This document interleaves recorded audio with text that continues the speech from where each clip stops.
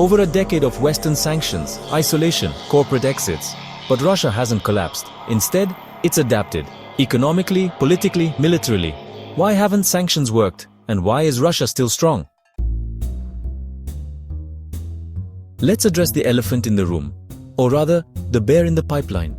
Russia's energy sector, the lifeblood of its economy, was supposed to be its Achilles heel.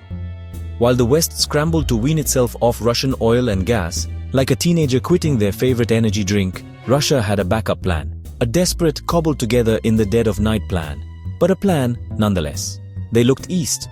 China, India, and other thirsty economies, less concerned with the moral implications and more interested in a discount, lapped up Russian energy exports.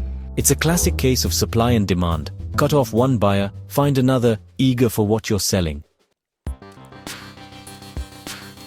You might wonder, did they see this coming? Well, bears are natural preppers. After the 2014 Crimea sanctions, Russia knew it was in the West's crosshairs. So, they quietly built their economic bomb shelter.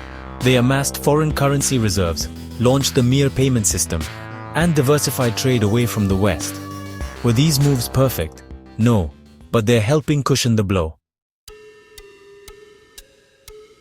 Remember that old saying, man cannot live on oil alone? Turns out, that's true for nations too.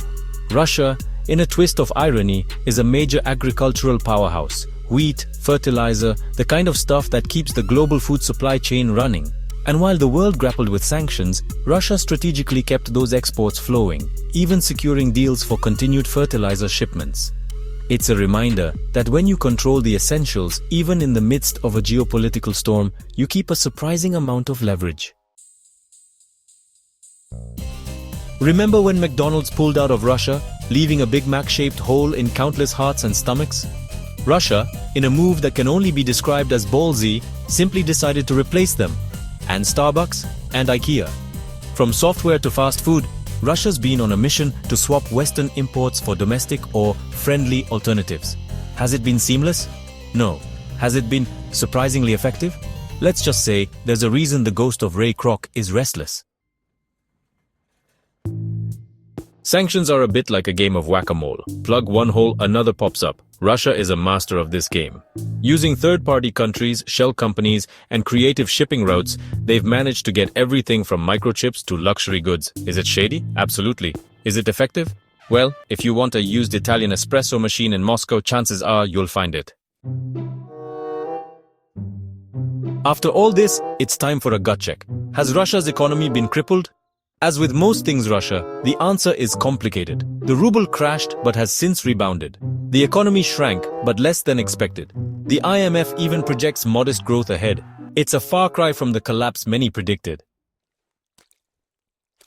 To understand Russia's resilience, you need to understand the man behind it all, Vladimir Putin. For over 2 decades, he's built a system where power is centralized, dissent is crushed, and loyalty is everything. The Kremlin tightly controls media, courts, key industries, and the security services. It's not just about economics, it's about control. In Russia, sanctions aren't just economic pressure. They're seen as an attack on sovereignty, almost a badge of honor. State-controlled media churns out anti-West rhetoric painting Russia as the victim, the underdog, the lone wolf standing up to the big bad West. Not everyone buys into the Kremlin's narrative, but dissent in Putin's Russia is about as welcome as a vegan at a sausage festival. Protests are swiftly crushed, independent media are labeled foreign agents or shut down, and opposition figures are often jailed, poisoned, or, end up living surprisingly fulfilling lives in exile. While the West may have turned its back on Russia, it's not exactly isolated. The BRICS nations, Brazil, Russia, India, China, and South Africa, and other countries in the global south have kept ties with Moscow, providing diplomatic cover and crucial economic lifelines. Putin is a master strategist playing three-dimensional chess while everyone else is stuck on checkers. He knows time is on his side. He's betting on Western unity crumbling, on sanctions fatigue setting in, and on the world eventually moving on. It's a cynical strategy, but unfortunately there's a good chance it could work. Despite sanctions targeting technology and components, Russia's military industry has, to many people's surprise, kept running. Factories work non-stop, producing tanks, artillery shells, and missiles. They've even secured partnerships for key components, like drones, showing just how global the arms trade remains. Remember those Turkish Bayraktar drones that made headlines early in the war? Russia quickly learned, never underestimate cheap, effective drones. Now, they're deploying their own domestically produced drones and relying heavily on imports, especially from Iran. Sanctions aim to cut Russia off from vital tech, especially microchips. But Russia, like that friend who fixes anything with duct tape, found workarounds, using chips from appliances in military gear, relying on Chinese imports, and even trying to boost their own chip production. Wars are ultimately won and lost on the ground, and Russia has a lot of territory to cover. While full-scale mobilization is politically risky, Russia has leaned on partial mobilizations, calling up reservists and offering incentives for volunteers, especially in economically depressed regions where joining the army becomes a viable career path. Russia's military doctrine isn't really about shock and awe, it's about attrition.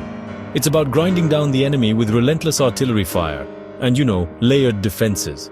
They have vast reserves of equipment, even if, honestly, some of it is a bit vintage.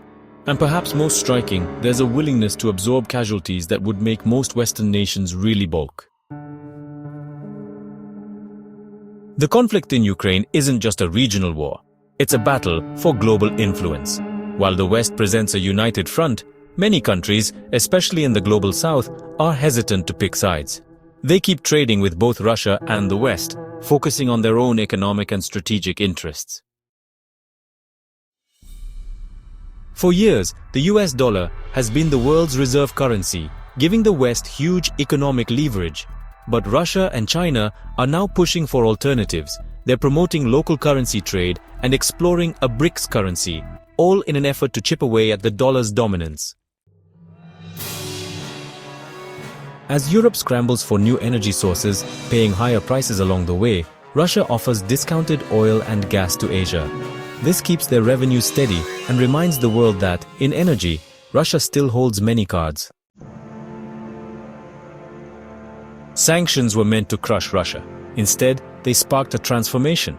Russia pivoted to self-reliance. The economy was redefined, the political state hardened, and the military kept fighting. It's a reminder that in today's world, isolation is hard to enforce, and power takes many forms. The economic war isn't over, and its outcome will shape the global order. Like, comment, and subscribe for more global deep dives. What should we explore next?